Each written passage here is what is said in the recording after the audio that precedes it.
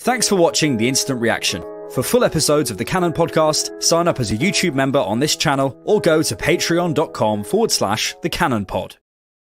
Hello, welcome to The Instant Reaction. Chelsea away 2-2 at Stamford Bridge. No George today, so it's myself and my very good friend, Bhavs. Very late friend. I apologise. Yeah. That Wow. was fun, wasn't it? It was... I can be shameless now. Obviously can't. We have to be sensible on this channel, as we are. It's hard to compose myself after that because I actually want to be kind of critical in a sense. Mm-hmm. But then at the same time you go, they fought, they got something, bit of passion, bit of desire. Battle, honestly. Battle. It was, do you know what it is? Do you know when Gary Neville starts speaking in the commentary and he starts to suck the game out of you? And you go as well, this has been a great performance from Chelsea. And this is the 78th minute, by the way, before we scored. Uh-huh. And he's like sucking the energy out of you as a fan, going, oh, here we go again. Like he's done. And then bang, out of nowhere, Declan Rice. I mean, that's the difference, I think, why he cost so much is because he didn't give up. You know, where other midfielders might have found it difficult, he kind of fought and, you know, made a bit of luck and smashed. I mean, that goal deserves a lot more respect. Yeah. Because that's not easy. That's a very, very good goal. And to smash it into that is a quality goal. Trossard's goal again, very good as well. Look, I wasn't impressed by the performance. Even after we scored the 2 goals, I wasn't impressed by it. I think we were just... It seemed like our off-the-ball structure was completely off, or just had lack of intensity. And even the subs from Arteta, I know Trossard scored, but taking off Jesus for Nketiah, I don't know if it worked out, because I don't think Nketiah's impact was as good. Maybe this was a game for Havertz to maybe play up front, because as you saw towards the end of the game, when you played that area, he was causing a bit more issues. But yeah, a lot to digest, but a point's a point. We're invincible. It's happening, lads. Amazing. Yeah, it feels weird to take the sort of positives from that game, considering the sort of first hour and 10. Look, I've seen people say like one of our worst performances under Arteta. I wouldn't go that far probably. I think realistically from a brief tactical perspective, look, you have 3 ways of getting through teams. You can go around them, you can go through them, you can go over them. Chelsea wanted us to go through and around them today. That's what they prepared for, and that's what Pochettino had done really well. He'd set them up to really block that middle. I think part of the reason we selected Jorginho and Rice playing where he was because of that midfield battle. I think we spoke about it on the podcast on Thursday, right? Like about who we thought we'd play against, and I think we predicted it exactly right. Enzo, Gallagher, and Fernandes, right? And Caicedo. And I think when you set up for that battle and you set up for that fight, and then they play in a different way, I was upset that we didn't adapt quick enough. I'd like to have seen Havertz come on sooner. The equaliser comes from going long, playing in a slightly different way. And when things, when our issue the whole season has been central access, right?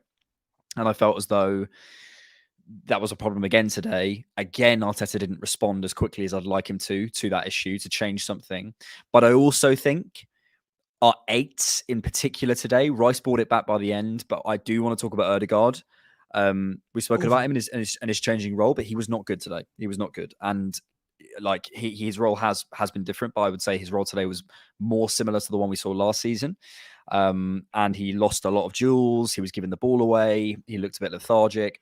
And I think when you're struggling to get the ball down the sides, when you're struggling to go through them, when you're struggling to go over them, you're not going over them until the very end.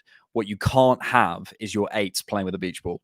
You just can't have it, because if you don't have that access centrally, if you can't get the ball in, even when you get the opportunities, because we mostly play it around the back. When we got to the sides, when we did play it through, Ødegaard giving it away straight away, Rice giving it away straight away. So those small opportunities that we did have when Chelsea, we should also give Chelsea some credit. They defended really, really well, but the small opportunities that we did have in that first half, I thought were just completely squandered. Ødegaard was missing, to be honest. And I don't like calling out players, as you guys know, but but we need to be able to criticize a player when he plays poor. It can't just be roses 100%. Every time. And even though we got a point out of that game, we can't come out of that go, everything was perfect. It's fine, keep it the same next game. There needs to be changes. I'm not saying drop Ødegaard, but I'm saying find ways to get him involved in the game, and if it's not working out, take him off earlier. And it always seems like it takes another goal for Mikel to take a player off, and everything changes then. And everything that people want to happen, happens. Yeah. So, I mean, we need to be more proactive. Well, I want to come to this comment because, we are obviously pretty complimentary of Arteta. I mean, I think it's fair considering the state of the team broadly at the minute. But anytime we're talking about structure, we are talking about Arteta. We may not name Yeah. check him, but if I'm saying I felt as though we didn't change things quick enough, I'm talking about Arteta, and I felt as though that was an issue really today. I think clearly things weren't quite working, but the problem is all of our sort of functioning dynamics, like the Saka and White thing, wasn't quite working. No.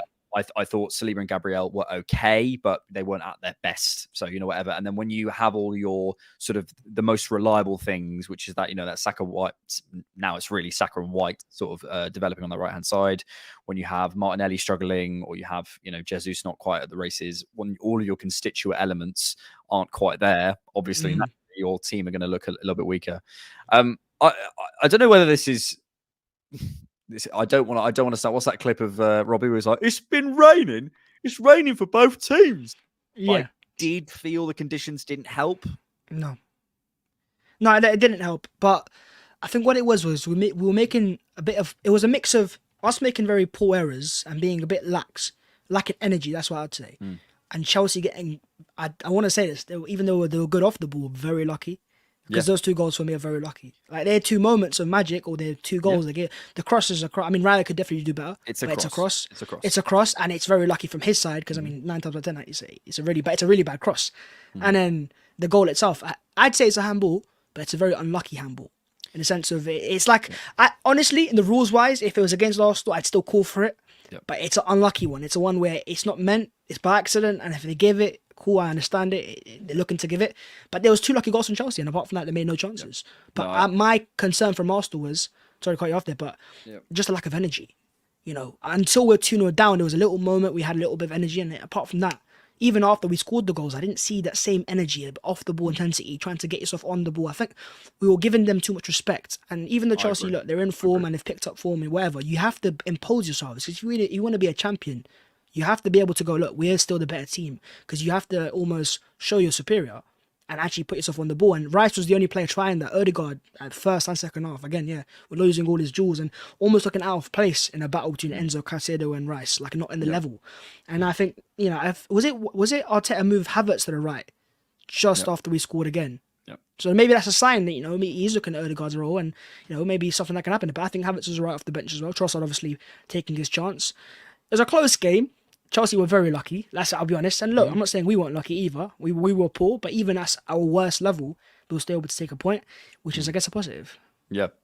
I 2 things I want to come back on. Firstly, like I think it can't be stressed enough that Chelsea scored the 2 goals from a handball and a cross. They didn't absolutely play us off the park. I think this was a statement win, and I'm saying that in inverted commas because it's not a win, obviously.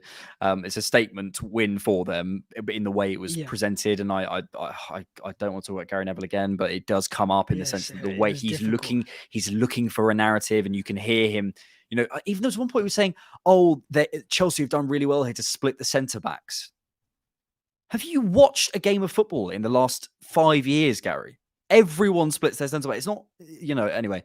And the second thing was the handball.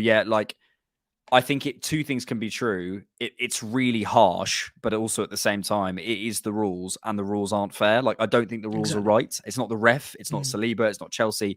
The rules aren't fair, I don't think, on that one. So I don't feel too particularly aggrieved at anyone on the pitch personally at that.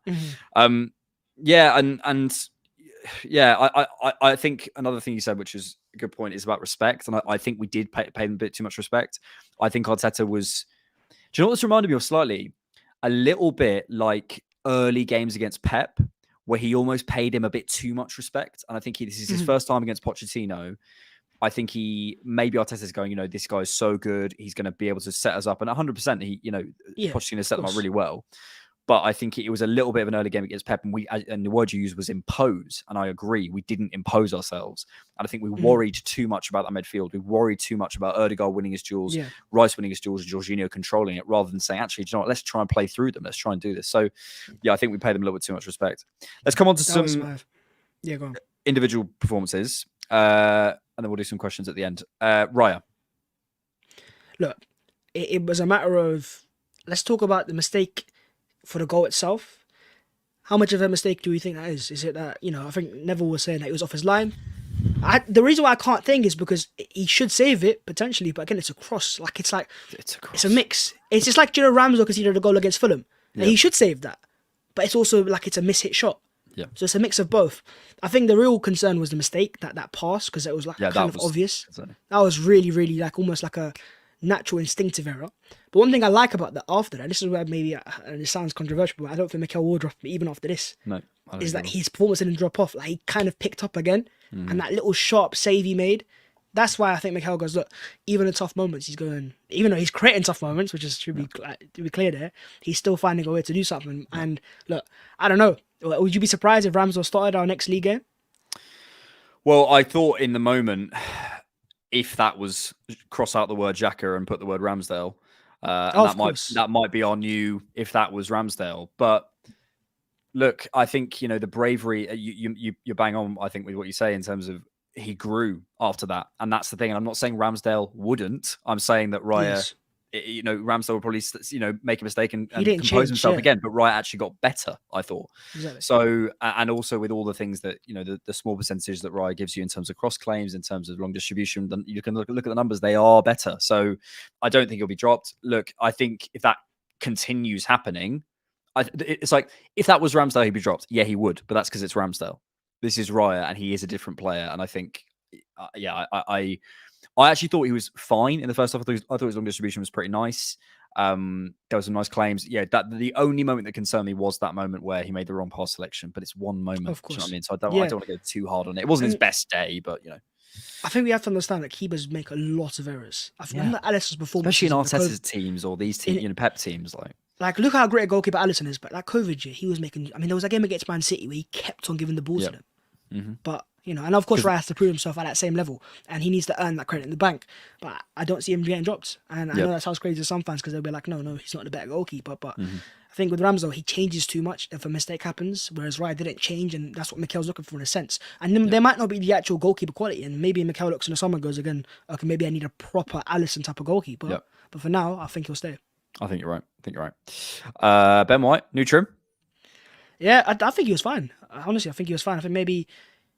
What could he have improved on? I'm trying to think. I thought honestly, and I don't want to go back to. I thought he was slipping in the first half.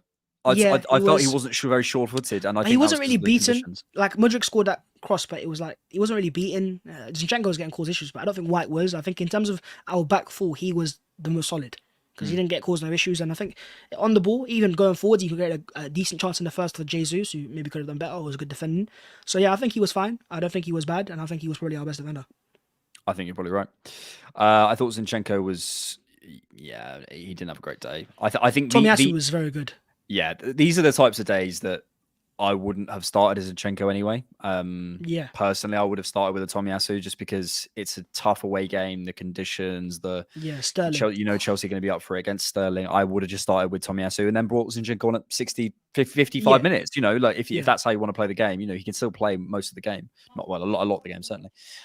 Of course. Yeah, it wasn't his best game, and I didn't think he added much in the attacking sense. Although I will say he's one of our only players who tries to connect inside to break the lines. Yeah, he's one of the only players who does, and so to some degree, maybe you want that. Gabriel, there's some really annoying moments. Yep. Really, like this thing where he goes down and expects a free kick. Right towards the end at 2-2, he's gone down hoping for a free kick, and Jackson's been played in, and we've got away with it eventually. But little things like that annoyed me. But look. Again, it wasn't too bad. It wasn't too good. It was an average performance, like a 4-5 out of 10. Yeah. And that's most of our team, to be honest. Like, no one was really, really impressive. But they had moments and, kept us in the game. And there were some good defensive moments as well, where they got into the box and he kind of made a good challenge. So I think, look, it was all right. Nothing special, but again, yeah. Yep. Saliba? Similar. I think that the handball, I'd say, is unlucky. I won't think it's a mistake. And apart from that, I don't think he made any massive errors, to be fair. I think he was reliable enough and probably better than Gabriel for sure. Yeah, I probably agree. Jorginho, I think sometimes we need to make the distinction between a player having a bad game and a player not being suitable for a game.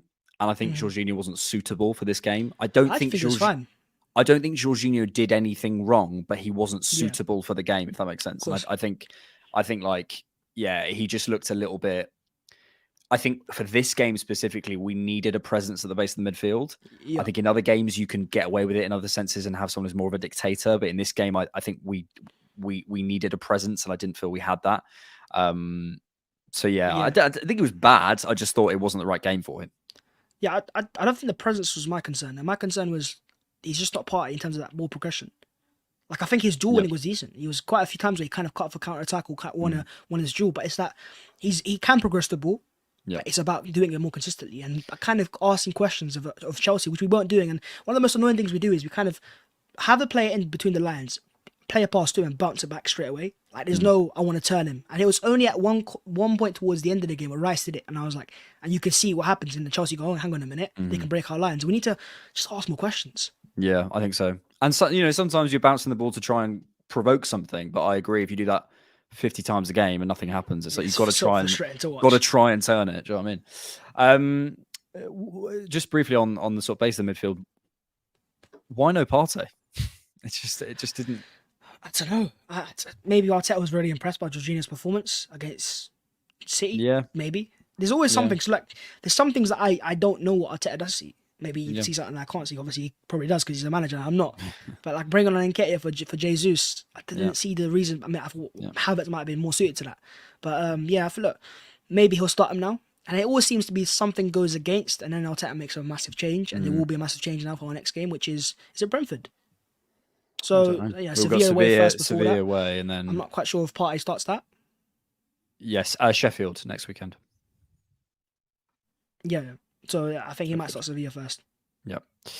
Odegaard we've spoken about, not his best game. I think, broadly, you know, if you can't impose yourself, if you're not controlling the ball, there's nothing, you can't do anything. Like it's as simple as if you don't get the basics right, if you can't control the ball, you can't impose anything. So I just thought he had a really off game. Rice in the 8, again, I would say I don't think he was suitable in there, because we needed someone to connect in. I thought we needed a Trossard, much more technical. Yeah. Like if he had someone who was much better at receiving between the lines, I thought that might have been more suitable. I think Rice would have been better as the kind of presence at the base of the midfield and trying to progress a little bit more, although I would have preferred that to be Partey. Of course. He didn't have the space to carry, so he was not ineffectual, but again, it just didn't suit him, that role, I don't think. But when he moved deeper, and the second half, I thought he grew and obviously got the goal, which was really well taken. Yeah. Saka. It's a weird thing because he was really poor in the first half, and I don't think he's poor because of his performance. It actually looks like he's unfit. Yeah. That's what I was gonna say. So before you go into the play, I'm thinking he didn't look fit because he normally Saka demands the ball, give me the ball, and it's not happening. Arsenal weren't doing that, and maybe that affected the right hand side. And look, Odegaard's on a poor game, and then Saka's not fit either. It doesn't quite help out. And it was real. Apart from Ben White, that right side wasn't really clicking at all. But then he gets the assist for the equaliser.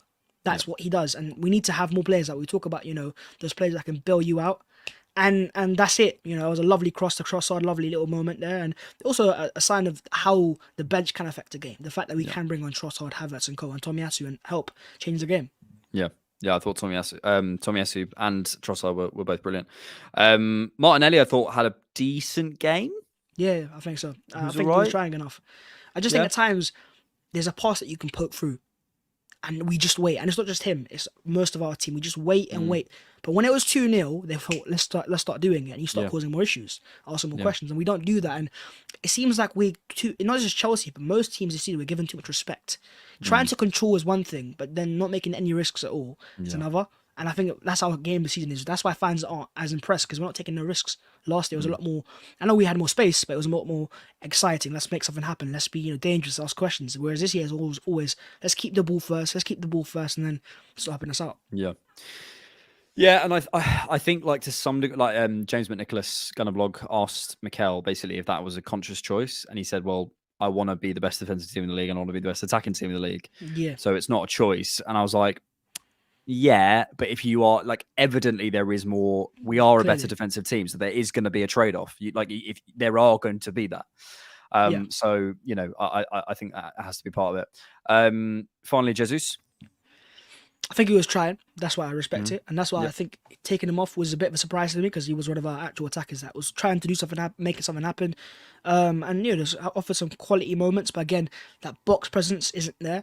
And maybe that's what Mikel thought Eddie might offer that more, which I don't really see, because Eddie doesn't really offer that to me either. And maybe it was a game for Jesus to play on the right-hand side, where he can actually, what he was doing would have made more sense. And he would ask more questions to Cucurella, where Saka was a bit unfit, and maybe Havertz down the middle. Yeah. Yep. Right, let's get some comments. Get your comments in. We've got nearly 450 of you in here, which is very nice after a game like that. So not bad. So yeah, if there's anything you want us to discuss, get your comments in, and we'll come to as many as we can. Question from Real Recognise Real. Next summer, Arsenal need a midfield overhaul. Partey, Jorginho, El Neni needs replacements. Still need a left 8. Well, Partey got a replacement, which is Rice, the long-term number 6. And I think his performance as a 6 today, after we went 1 or 2-0 down, was very impressive. I could see him growing into the game. I need to see that more often from the start. So I don't know if it's something that clicks for him or he just takes more risks because he's like nothing to lose now. But I need that more often because we are way too safe when he plays there sometimes from the start. And that's why Arteta, of course, played Jorginho there today or Partey when he's probably fit and available properly. Midfield overhaul is a big phrase. So, you know, potentially. But we've got a lot of midfielders. So finding the right balance. And then kind of, you know, in the right games, making the right type of profiles. And I think today's midfield it wasn't quite on it. And you have to make a sub earlier. You've got quality players on the bench, Mikel. You need to be using them to be proactive. And maybe if you made the subs earlier, you know, who knows? We could have actually maybe got 3 points.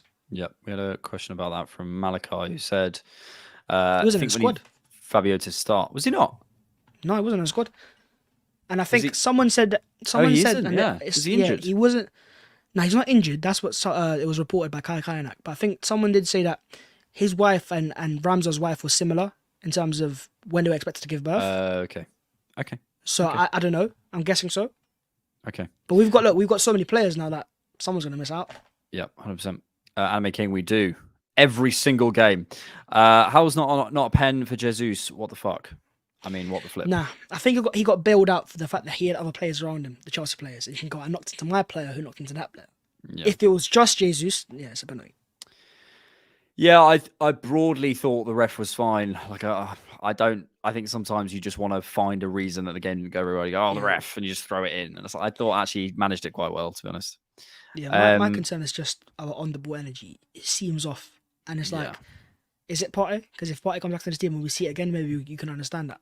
Yeah. We had a question from Arsenal Adventure who says, should Smith Rowe get more of a chance as he carries the ball and Odegaard has not been very effective in attacking the season as a whole? I think, like, in terms of a change of approach, I'm up for it to see Smith Rowe start because, you know, and especially with those, George talks about it, those overlaps with Saka.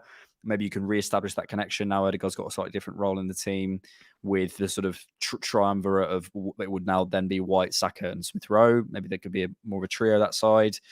I think if you need central access. However you're going to do it, I don't mind. I don't mind if it's Partey. I don't mind if it's carries accessing the centre. I don't mind if we're knocking long balls. I don't care as long as we win. But we can't have none of it. And I think, you know, whether it's, you know, Rice carrying or Smith Rowe carrying, there needs to be a consistent ability to get the ball into zone 14. And we don't have that at the minute. And I tweeted that at half time. So someone said, well, if it was easy, they you know, central access would be coming. You know, it's not, you know, it's not as easy as just asking for central access. I'm not saying it is. To be clear, I'm not saying that's the hardest position to get to in football, but it's it's the most that you can't do anything at the top level of football or try and go on and win titles if you can't access that area. And when you take out and do what we've done in terms of removing Partey from the situation, I can't believe he's not getting a look in, because when you look at the state of the team sounds dramatic, but you know what I mean? Like how the team currently looks. If you're removing our most reliable central progressor, that's fine, but you then need to replace it in some way, whether you're going long or you're going down the sides or you're putting someone else in there or carrying or whatever you're doing. I don't mind. It's just we haven't replaced it. So I think Smith Rowe is 100% an option in there. I agree. Bhavs has better hair than Alex. Okay. Cheers. Are we doing a City 22-23 this season? Because if we do, then I'm not complaining. And that is from Peter Capaldi. I hope so. And I say that because this was what Pep was doing last year, kind of experimenting, trying plays and roles they weren't comfortable, whatever, and then it clicks. And I think there will be a time where it clicks for Arsenal, at least I hope so. And we've got too much quality not to do so. And that's why even today, where we were nowhere near our best, you know, came out of the game with a point, because we have the quality to change games now. We could, of course, add more quality on top of that. But I'm hoping that Mikel... Look, you see Odegaard's performance today. Maybe he sees that as a go, let me now change him and try him. If I'm going to keep him in the team, let me see him on the left-hand side. I hope so, something like that. There needs to be some sort of adaptation. It can't just be the same thing week in, week out, because it's clearly not working as we want it to work. Yep. Do you want to read out some comments from Rice on Sky? Actually, let me share my screen so you guys can see it. Thank you very much. VP on one. Is the inverted left back becoming redundant because we often have two anchoring? Yeah, it's certainly a dynamic that we haven't actually worked out, isn't it? Like in terms of the ability to go, okay, we've got when we're having certainly out of possession, or it's interesting because we play through different ways. We sometimes almost have Raya as the middle centre back with the split set. We almost have the 3-2 that way to leave people further up. Sometimes we have the two. With the more traditional 3-2 that we had last season with White, Gabriel Saliba, and then it's often become Jorginho and Rice with Zinchenko sort of floating. It's something that feels a little bit like there's an area of growth there. I don't know what it is, but yeah. But yeah, maybe. I mean, also, I wonder whether the Jurriën Timber signing was part of this. Was maybe the signing of Rice was kind of dependent on saying, okay, so then that's going to change how we look at the base of our midfield. Can we play with a more inverted fullback on the right hand side then? And maybe, the Kivior signing is linked. All these things are obviously going to be linked. You should read out some comments from Declan Rice. Let me just share my screen. Give me 2 seconds. Declan Rice, all the subs that came on today were outstanding. It's a massive team effort. It's about the team always. And I think we showed great heart and character. Rice, first half was obviously worst we've played whole season in terms of sloppiness, not doing things in our structure, how we worked. To show that heart and character when you're 2-0 down, 15 to go, sometimes it's about that inner belief, the mindset that you can do it. And, we don't, on this channel and on my analysis more broadly, I don't like focusing too much on character because I think it's a bit of a dud in terms of just basing your entire analysis on that. But I do think we did show some resilience today, and I think Rice was a massive part of that. And I love that Rice fronts up. Whenever we have a poor performance, whenever we don't play well against Lens, against Chelsea today, Rice is always the one coming out and saying he did it for West Ham as well. Do you remember we beat them 3-0 at the Emirates? He came out, he did that interview. Yeah. And I appreciate he's captain. But he's not captain here, and he doesn't have to do it. So credit to him. Yeah. It makes sense in terms of performances as well, because he seems to, when we're losing, grow as a player. Go down, give me the ball. I want to make something happen. And that just shows why Mikel signed him. Yep. Question from the R-Maker. Thank you so much for your contribution, mate. Really appreciate that. Is it me or is Jesus, a striker, becoming less effective with the current way we are playing? We aren't creating as many chances, so he will look less effective. Yep. But I also think as fans, we're getting used to what he does. So last season, the year before Lacazette, when he's kind of a bit more stiff, when you see a player playing 1-2s on the halfway line and beating players, you're like, wow. Now we've seen it for a season. It's like, okay, well, I want more now. I want to go now. And definitely in terms of box presence, he doesn't have that same thing. So every time we were knocking the ball into the box at 2-0 down, I think there was a couple crosses from Martinelli and that cross from White it was a Rice in the first half. He's not able to make those runs to why he's not scoring those goals. And that's why I think Mikel will look at a striker in January or in the summer, if not. I think so. I just want to show this as well, because if you look at this is non-penalty. Can you see that? Yeah. Yeah, so non-penalty goals and assists per 90 from the Premier League up to the end of last season for players who had over 10,000 minutes in the Premier League. He's 6th, Gabriel Jesus. Yeah. He finds a way. However, I don't think it's a case. I don't think this is an individual problem. Look at the numbers he's above. This is Kevin De Bruyne, Harry Kane, Son Heung-min, Rooney, Bergkamp, Van Nistelrooy. These are Premier League legends who he's above. He finds a way, as you mentioned, but I think this is much more of a symptomatic issue. And I think Jesus, we've also got to consider as well. The first time that Saka, Martinelli, and Jesus started together? Yeah. I'm pretty sure. And one wasn't Saka's fit not for really sure. fit, and and it was difficult game. So I think to some degree, it's maybe more predictable than it used to be. I think when it first came in, there was that sort of immediate uptick in our performances that Jesus gave us. But I think this is much more of a systemic issue. And to come back to that person's comment from earlier, that's an Arteta problem. That's an Arteta issue to fix. 100%. I'm sorry, Alex. That's all right, mate. This season has shades of a previous Arteta season. Horseshoe, striker becoming more ineffective, lack of central access. It's not a bad shout in the sense that we've been here before, and he's fixed it. So You know, you could look at it both ways. You could say, well, you know, this is, and someone actually made a good point here earlier. Chandraception, apologies if I pronounced your name wrong. Central access will never get any easier since that's the only opposite way opposition's tactic against us. 100%. Man City. If you go and watch Man City, most teams, I'd say 80% of teams just block the middle and don't give them any space. And that's actually what we did against them. We stopped them getting access into Foden. If you go back and watch that game, and I did a rewatch for my channel, and the main way we stopped them was stopping that entry ball into Phil Foden, into Kovacic, because once they turn and they can go, you're done. You are done. Or if they can connect out wide and get someone isolated, you're done. So we really managed to stop that happening. So yes, that happens, but it doesn't matter, because they're one of the best in the league at set pieces. They're one of the best in the league at free kicks, corners. They're one of the best in the league at getting out wide and crossing the ball in. They're one of the best. They have Kevin De Bruyne. They get penalties. They find a way. They have different ways of doing it. And then when teams, and they're still also probing the middle, even if you're blocking it. So it's not about saying, well, let's just give up and not even go through the center. No. It's just about finding our most effective route through there and having all of those avenues open, having a carrier, having a progressor, having a passer. And I think at the minute, our only option really is going down the sides, and we can't connect in. And that's the issue, in my opinion. Yeah, there is a player who hopefully when he's fit and available and starting, well, he's available, but when he's starting, is Thomas Partey, and can change the game.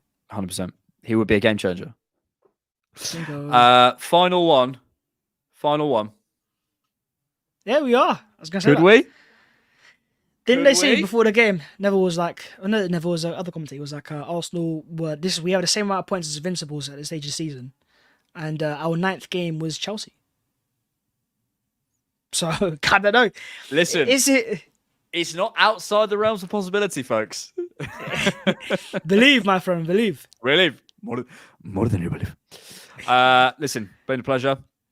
We'll leave it there. Check out the podcast. You can sign up for a free trial on Patreon for 7 days and have a listen to the full podcast and episodes and see if you fancy it, and cancel after if you don't want to. You can check it out on YouTube memberships. You can watch the first bit on our YouTube and instant reactions after every game, including Sevilla on Tuesday. Thank you for watching. Really appreciate it. And peace. Peace.